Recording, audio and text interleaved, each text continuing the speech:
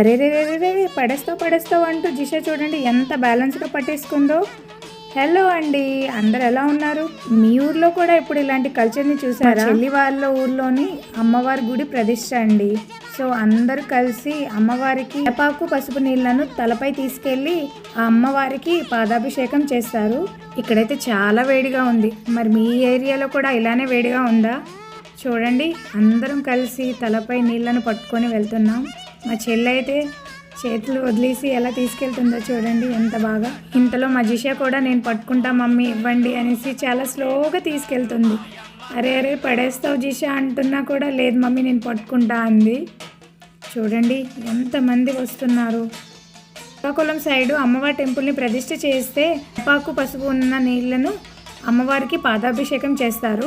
Evening 4కి start అయ్యాము. ఫైనల్గా నైట్ అయితే అయిపోయింది. ఎంత బాగా ఆహ్వానిస్తారో చూడండి.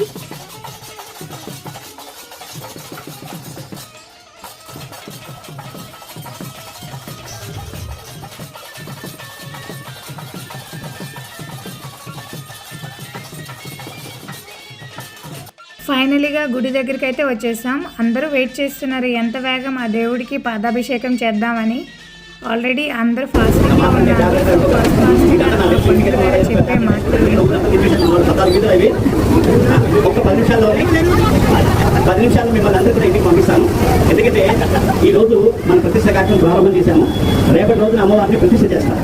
ప్రతిష్ట చేసేటప్పుడు రేపు వీళ్ళందరూ ఆ అభిషేకం ఎందుకు చేస్తామో, ధాన్యంతో ఎందుకు అభిషేకం చేస్తాము, బియ్యంతో ఎందుకు అభిషేకం చేస్తామో రేపు తెలియజేస్తాము. ఇది సమయం కాదు కనుక.